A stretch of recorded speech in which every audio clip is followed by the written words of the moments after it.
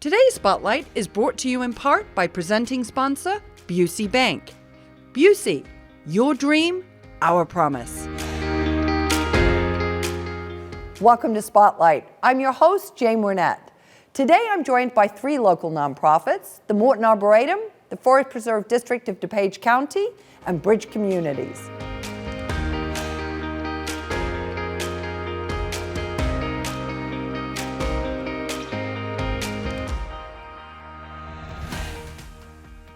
You're watching Spotlight, and joining me now from the Morton Arboretum is Tari Marshall. Welcome to the show, Tari. Hi, glad to be here. Really happy to have you. You've got a super big anniversary going on this year with a 100-year celebration, which is exciting. But I also think it's interesting to note that it was the president of Morton, or founder really, of Morton Salt Company, right? That founded the Arboretum. Why? Joy Morton, his family motto was plant trees, and his father actually founded Arbor Day. So he grew up loving trees. And when he bought the property in 1909, he set about learning all he could about how to establish an arboretum. So by 1922, he established this arboretum on 175 acres, which is now 1,700 acres. He also established a library and an herbarium way back then. So he was all about planting and protecting and studying trees. That's amazing. I mean, who would have known? And what a gem to give to this county, right? It absolutely is. People don't realize how much the Arboretum means to the Lisle and the Western suburban community. It's a lot of activity. It's one of the most beautiful places that people can visit. Yeah. Now, explain to us a little bit, what is the difference between an arboretum, a forest preserve, a park? Like, how should we think about that differently? Yes, people like to call the Morton Arboretum a park. It is not. It's an arboretum, which is for the study of trees. It's all about trees. So when you come, there is method to the madness in where the trees are, and you go through collections, and it's a scientific institution. We have an entire scientific staff that is researching trees, both here and around the world.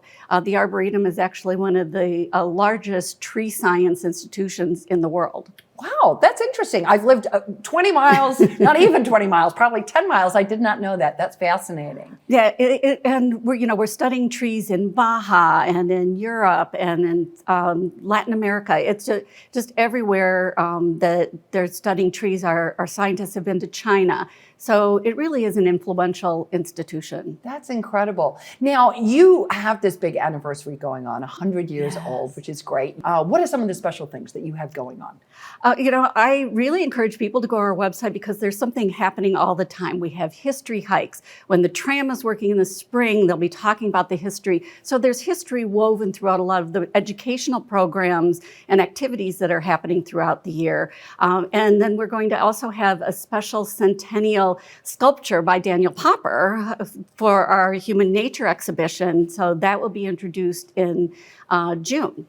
That's great. And you have something called the Grand Garden. I love the sound of that. So give the viewers a little bit more understanding about what that is and when it's opening.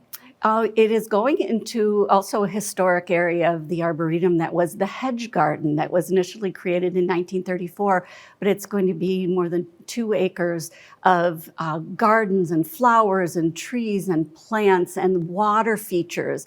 So it's going to be a place for celebration and relaxation, but it's going to open in September. So we're really excited about that. People can see the construction going on now, and there are renderings on our website if people are curious about what it's going to look like. Yeah, and you've had a lot. I mean, one of the things that you've had over the last 5 years is a lot of new things happening, new garden, new spaces, your big leaf project. Where are you at with some of that stuff, Tari? Yeah, people don't understand that the Arboretum is really always changing and growing.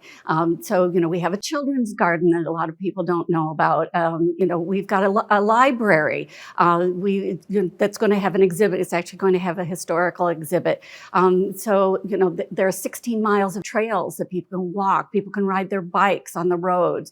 So there's a little something different every time you come to see and to do. Oh, that's amazing. It's a good place. You just mentioned it, that you have the children's garden. So, and I don't know, people think about taking their children to the park, right? Maybe they don't think about taking their children to the Arboretum. Why should they come to Morton Arboretum? People love the children's garden, but they also go out into the far reaches of the Arboretum with their kids and walk the trails. And then, of course, we've got the Human Nature exhibition, and kids love this exhibition with these large-scale sculptures. But I love the children's garden because there's a lot to touch and play, and in the summer they can go in the water features, and there are tadpoles and things to climb, and it's a lot of fun. And then we also have a maze garden. There's a little one for children, and then there's a larger maze and kids like it too, just to run around the maze garden. So it really is a great place for kids. And lots of discovery. There is a lot of discovery, and we do have children's early education staff who are in the garden. So if you have questions, and they have different play areas, so it's very tactile and educational as well as fun. So Tari, that's a really wonderful thought, that when you're coming around the Arboretum as a family, as a parent, that you can kind of take a step back a little bit and let your children be educated by another adult. I would imagine people really enjoy that. They really do. And we have so many programs for children. We have summer science camps. We have Little Trees, which is early childhood education throughout the year. So really encourage people to check out what we have for children. Okay. And if we were planning, if we had never been to the Arboretum before and we were thinking about planning a visit, what guidance, what suggestion and advice would you give to us? I think the first thing is that you've got to go to the website and look around. We are requiring timed entry tickets to be purchased in advance. Online, tickets aren't available at the gatehouse right now, and that's because it's actually improved the entry into the Arboretum. There used to be long lines of cars, and people would wait for half an hour or more sometimes just to get in. So this timed entry ticketing has really minimized the crowds and makes it easier to get in. And just to plan their day of what do they want to see, which areas do they want to go in, because we have 9 miles of roads. So some people like to drive, some people like to walk, and just plan where you want to go within the Arboretum. And then stop for lunch, plan to have lunch, stop at the store, and make a day of it. Yeah, I love that. And I love the idea. I mean, it's always so interesting, right? How the pandemic, while there's been lots of negatives, has sort of sparked these new little tweaks to how we do things that turn out to be better. Right. We started it because of the pandemic and found that it actually improved the way that people came into the Arboretum, and that the majority of people really like it. So, people go to the website and check it out and make sure that they get those time tickets. And then you have an hour to come in. So, there is some flexibility. It's, not like you have to be right at 3 o'clock. You have a 3 o'clock ticket, you can come in until 4 o'clock. And then stay as long as you want. Lovely. So you really can make a day out. Oh, absolutely. Wonderful. Tari, thank you so much for stopping by. We're super excited for your 100th anniversary. Thank you. We really appreciate it. Absolutely. And if you're interested in learning more about the Morton Arboretum, please go and visit their website. We're going to take a quick break, but stay tuned. We're coming right back with more Spotlight.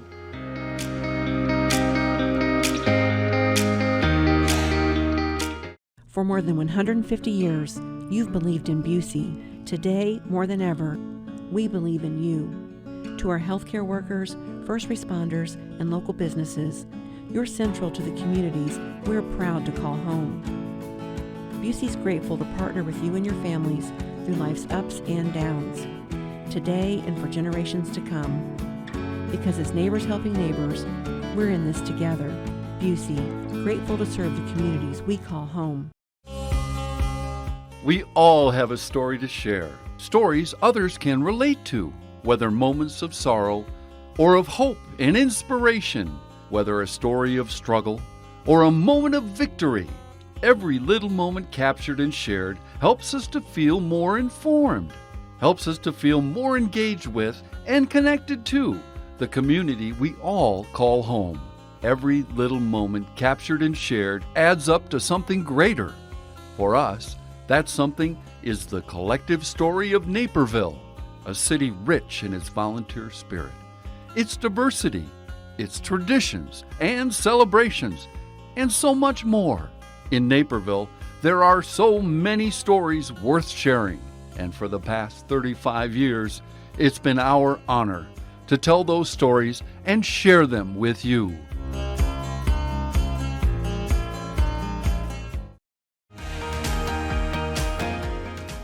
If you're just tuning in, you're watching Spotlight. I'm your host, Jane Wernette, and joining me now from the Forest Preserve District of DuPage County are Daniel and Jeannine. Welcome to the show. Thanks for having us. We're really glad to be with you, Jane. Yeah, I'm excited to be with you. And even though we're inside, not outside at the Forest Preserve, like we were last time, Daniel, which was super fun, let's talk a little bit about the Forest Preserve. You've had a lot of challenges, as we all have, with the COVID pandemic. So talk a little bit about that.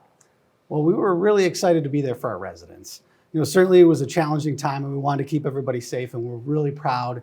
Our 26,000 acres absolutely kept our residents safe, and they found us. If they didn't know we were there before, we went from just under 4.5 million visits pre-COVID annually to nearly 6.5 million visits in 2020, and that replicated in 2021.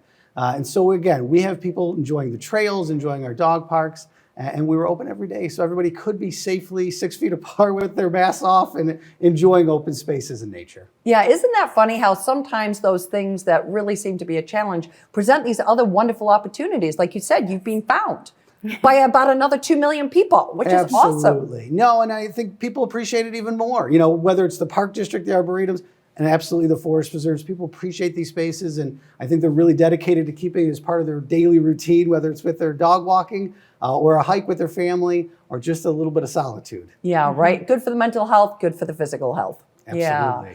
You have some interesting restoration projects going on. So give us a little bit of background on those and what you're up to.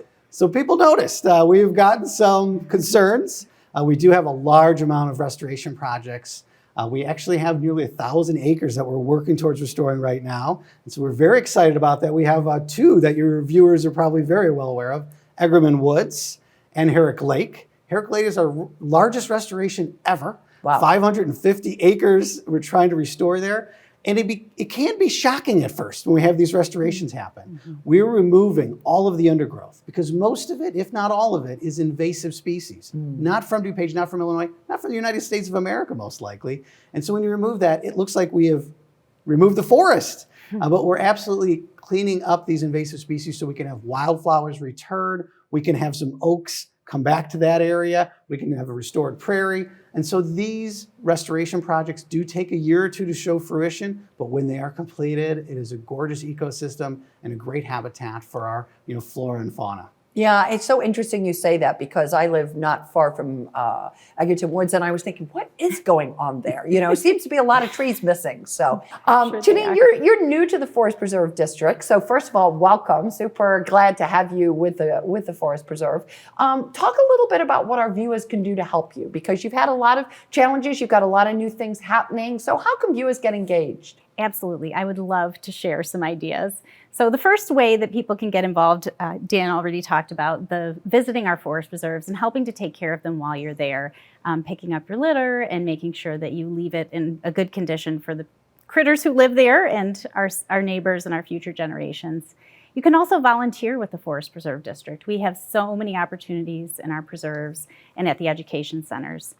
And I'm really excited in my new role to be part of the Friends of the Forest Preserve District's mission, which is to raise funds to help advance these really exciting priority projects in the district's master plan, some that you've already mentioned and some that you're going to tell us about in a little while. The Friends are really generous folks here in DuPage County and really across the country who give generously to help the Forest Preserve. Those native plants that you talked about, some of us can't get enough in 60 preserves. We want some of them at home. So a lot of folks right now are signing up for our native plant landscaping series, which the education department is putting on, which are beautiful classes online or in person. And then when your design is ready, you can come to our native plant sale. It'll be in May at Mayslake Preserve in May 12th, 13th, and 14th. Okay. We're selling pre-sale tickets for the 12th, so if you need earliest, best opportunity to shop, come on out with the Friends of the Forest Preserve on that first day.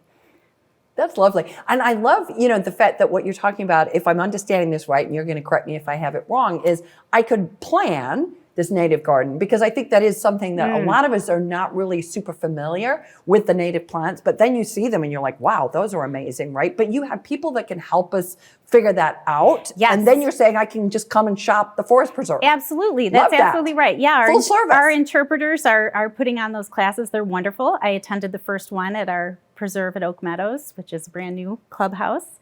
And there are many more coming up, so check out the website for the schedule. Yeah, that's exciting. Wow. Yeah. Love that. Okay, getting ready for spring. Daniel, as we think about getting ready for stuff, you've got lots of things on your plate, I know, but what are some of the priorities for 2022? Well, as Jeannine mentioned, in 2019, we passed a very ambitious master plan, 32 projects and several initiatives, and we are making our way through those projects. There's about $100 million of work at our preserves, taking care of what's already there and restoring our property. So we did go get a bond. We were able to get $40 million without raising taxes. We're going to keep those flat on our residents, but we're going to do some fantastic projects that include a new animal hospital at Willowbrook Wildlife Center in Glen Ellen. Oh, nice. Yes, we had 11,500 animals brought in last year to try to have us take care of and rehab and release, and our facilities are aging, over 40 years old in that building, and so we're really excited about the new animal hospital, and it's going to be a net zero facility. What that means, it's going to be carbon neutral when it's completed with geothermal heating and cooling instead of normal HVAC, and a large solar array to power the facility and complex. How exciting. Yes, so we are thrilled to be a leader in the area and trying to make sure that we fight climate change and then we help these animals adapt to these new, really crisis in our communities.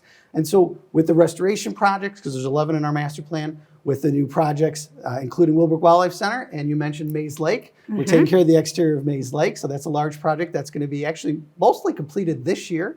And then we have a new parking lot going in down at Waterfall Glen. That's actually an expansion of the lot that's at the Castle Bluff area where we really have a public safety concern because there's been 100, even 200 cars along the road there. Oh yeah, that's not good. So That's not good. we want to keep those families safe. And we know people love that preserve. And so we want to make sure they get them in there. We're really proud of the story. We're doing a large restoration down there right now as well. So of course we're getting a little bit of concerns about that. But again, it's going to be a beautiful area once it's restored. And that parking lot's really double the asphalt. We're going from 17 spots to 170. Wow, And that's so that's a big change. Much better planning, much better design. And so I'm really proud. And I think that's the last key is this year and the last few years, COVID has shown how awesome our staff is. They've risen to the occasion. Our trails are in excellent condition. Our dog parks are in excellent condition. People are getting their needs met. Even though we have more people coming out, these areas look spectacular. And really, we're really proud of our staff. And people too, they're practicing leave no trace and taking care of our lands and our shared public wealth here in DuPage All in it County. together, right? Absolutely. Yeah, thank you so much for sharing. I mean, you're doing so much good work and a lot of it, and I super appreciate not raising the taxes. That's always lovely, so thank you for that. You're welcome. That was always a goal. We love that. We do love that. So thank you so much for stopping by. It was such a pleasure. Thank you. Yeah, I really appreciate the time. Thank you. Absolutely. And if you would like to find out more about the Forest Preserve District of DuPage County, please go and visit their website. We're going to take a quick break, but stay tuned. We're coming right back after a few short messages.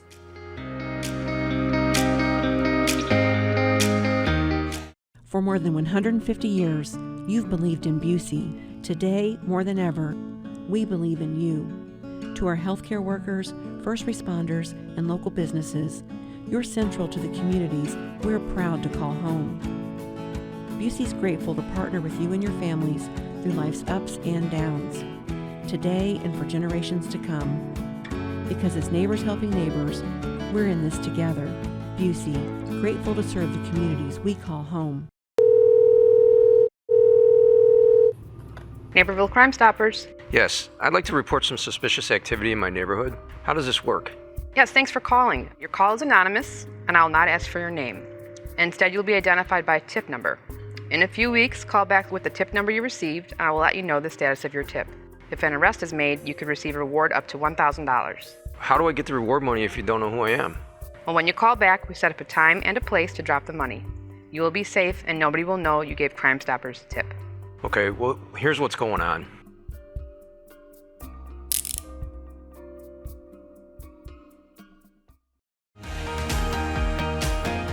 Welcome back to Spotlight. And joining me now from Bridge Communities is Amy Van Polen. Nice to have you with me, Amy. Thank you. Thanks for having me. Absolutely. Now, Bridge Communities, you've been around for a while, but let's refresh people with your mission and your program objectives. Sure, of course. Yes, we've been around going into our 34th year now, so we've been around for a while. But we are a program that is designed to provide housing and mentoring to homeless families here in DuPage County. And so for families that are facing homelessness, we are an organization that focuses on the long game. We want to move that family to a place of permanent housing and self-sufficiency. So we're really working with the family on budgeting, going back to school, life skills mentoring, working with the children to really focus on that second generation, because we want that family, when they leave us after about a 2-year time period, to be able to maintain permanent housing for the long term, be able to continue their employment track, for their children to be able to succeed in school and beyond. So we're very focused on what is going to happen for the long term for this family. Yeah, and that really feeds into your name, right? Bridge. You're bridging to what you want that future state to look like. Yes, I would like to say we were geniuses with coming up with our name, but we weren't. But it is such a wonderful representation of what we are doing. We really want to bridge the client to their future, as well as the way our program works is we work primarily with volunteer mentors who are meeting with our clients week after week. Now, even in COVID, they're doing virtual meetings week after week, working on those life skills, working on that mentoring.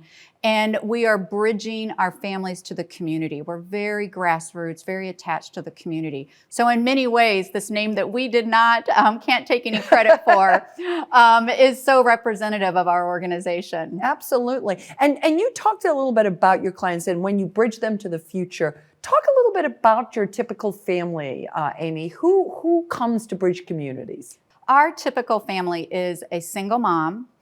She's working, but she's working a job that she cannot provide for herself and her children in terms of provide housing, any type of financial security.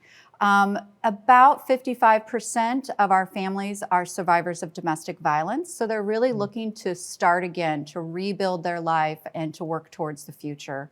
80 to 85% of our families at any given time are BIPOC. And a typical mom has 1 to 2 children in our program, and she's typically between 25 and 35. So it's a fairly young mom trying to figure it out, trying to make decisions for her and her children that are going to put her in a much more stable and a much more positive place. So Amy, when you talk about that, I think there's something that you said that I think is really important is that most of your clients, they're working already. So it isn't this notion that they're homeless, they're not working. It's just that they're working but not making enough money. Is that right? Absolutely. The driving factors for homelessness for persons who are families is lack of affordable housing and economics. So they are working or they have a strong work history when they come into our program, but they are working at a wage that is not sustainable for an apartment here in DuPage County. As you may well know, an apartment here in DuPage County is averaging about $1,200 a month. And so for a mom that has 1 to 2 children and is working in a job that pays, say, $11 or $12 an hour, she's not going to be able to make rent and all the other expenses that go along with raising her family. So that's really, you're about getting, not only being able to provide them with safe housing, but it really is that how do you help, to your point, mentor them forward so that their job prospects, every other part of their world kind of catches up with their desire to provide well for their family. Absolutely. At any given time, about 40 of the adults that are in our family, and we'll serve about 100 families a year. And we have around 40 to 45 of the adults in our family are in school of some type. Economics is so what drives the family's long-term stability. And so we're really working with that family to increase the economics in their household. And often that is related to education. And so we have so many wonderful schools in our area, have it be North Central, College of DuPage, Aurora University. We have wonderful partnerships with so many different educational institutions. And our families are going back for 1-year certifications, 2-year degrees, 4-year degrees, anything that they can do to increase that income in their household and then therefore give them more stability for the long term. Yeah, that's a great model. Talk a little bit about, COVID's obviously hit so many different elements of our society. How has it impacted bridge communities? Great question. At the beginning, it was really just about trying to get our families stabilized from working and going to school outside of the home to the technology that they would need and the safety that they would need to then move home. So it was upgrading the internet in our buildings, upgrading technology for our families, setting the kids with workstations at home and desks at home so that they could study at home. And then it jumped into employment issues. We went from a 6% unemployment rate to nearly 50% unemployment rate within 6 weeks in our program. Wow. We have fortunately been able to move that back down to a stable 5 to 6% again. But we just jumped into employment gear. Now really what we are focusing on is getting back to working on long-term goals and working with improving the mental health of so many of our families. COVID has been really challenging. Most of our families are persons of color, and that population, as you well know, has been hit extremely hard with COVID. So many of our family members have lost family members, loved ones to COVID. The children have been home for quite some time and now going back into school, or that they may be dealing with the death of an extended family member. So we're doing a lot of mental health care, a lot of mental health services, partnering with some agencies around the county for that. And then again, just getting back into looking for what is that new normal going to be. Even with all of the difficulties of COVID, we've really been able to continue to serve our families and provide for our families the best we can. Yeah. So how can the community help you? So we have so many wonderful ways to get involved. I think the most meaningful is to become a mentor. You are able to really take that journey with a family that's in our program. You're able to work with them from a time of such desperation and at times just real fear and chaos and so many things that can really be dragging that family down to a place of where they're matriculating from our program. They have stable housing. Their employment has improved. Their relationships with their family and their children have improved. So mentoring is so meaningful. So that's certainly one way.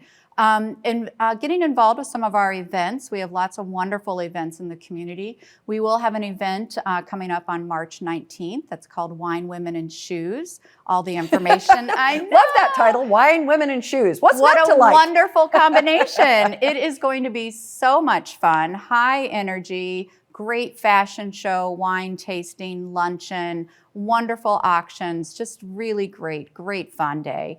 So that's a wonderful opportunity to get involved with supporting our mission. And then we have several other events throughout the course of the year. They're all on our website. We definitely would love people to come out and join us for something that sounds fun to them.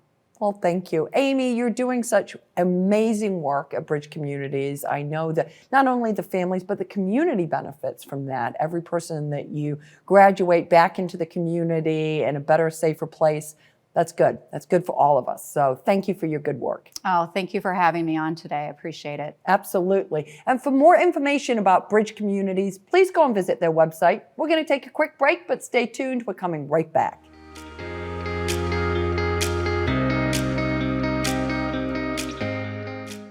I'd like to thank all of my guests for joining us on Spotlight, and our friends at Busey Bank for their generous sponsorship of today's show. To learn more about the organizations featured on this episode, please visit our website at nctv17.com. And to stay informed about what's happening in our community, sign up to receive our daily news update and like and follow us on Facebook. For Spotlight, I'm Jane Wernette. Thank you for watching. Today's Spotlight is brought to you in part by presenting sponsor, Busey Bank. Busey, your dream, our promise.